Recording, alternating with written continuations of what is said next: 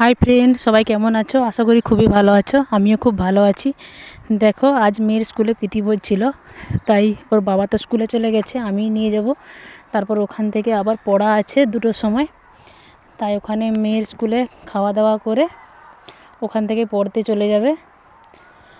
তাই গাড়িটা আমি বাইরে রেখেছি, তারপরে ঘরে চাবিটা লাগিয়ে ব্যাগটা গাড়িতে তুলে দিয়েছি।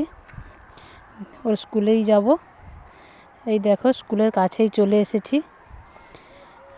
12টা থেকে আমি এসেছি, 11টা থেকেই ছিল।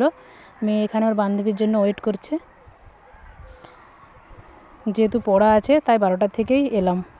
চলো, কি কি রান্না হয়েছে ওদের মুখ থেকে শুনি। মেয়ের স্কুলে খাওয়া হয়ে গেছে, তাই ওরা খাওয়া দাওয়া করে এই দেখো 2 বান্ধবী মিলে পার্কে এসেছে। এরা পড়ানো আছে, তাই একটু পার্কে ঘুরতে এসেছে। টাইম হলেই আবার পড়তে যাবে, দিয়ে ওখান থেকেই বাড়ি চলে যাব। আসলে আমাদের বাড়ি থেকে স্কুলটা অনেকটাই ডিফারেন্স। যেহেতু পড়া আছে তাই বাড়ি থেকে স্কুলে যেহেতু প্রীতিভোজ আছে, আবার প্রীতিভোজে খাওয়াতে নিয়ে আসবো, আবার বাড়ি যাব, বাড়ি থেকে আবার পড়তে নিয়ে আসবো, অনেকটা দেরি হয়ে যাবে আর অনেকটা পরিশ্রমও হয়ে যাবে। তাই একবারেই চলে এসেছি। তাই খাওয়া দাওয়া করে এখন পার্কে ঘুরছে, তারপর টাইম হলে আবার পড়তে যাবে। ওদের স্কুলে কি কি রান্না হয়েছিল ওদের মুখ থেকেই শুনো। এই মিঠি, স্কুলে কি কি রান্না হয়েছিল?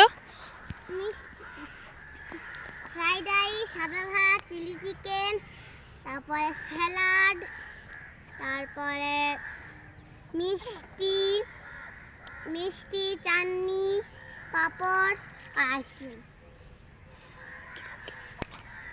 খুব ভালো হয়েছিল এটা।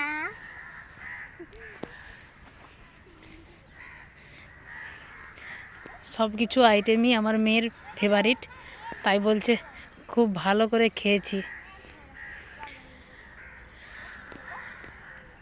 ওরা এখন পার্কে খেলা করুক, তারপর টাইম হলেই আমরা পড়তে যাব, তারপর পড়া সেরেই বাড়ি চলে যাব।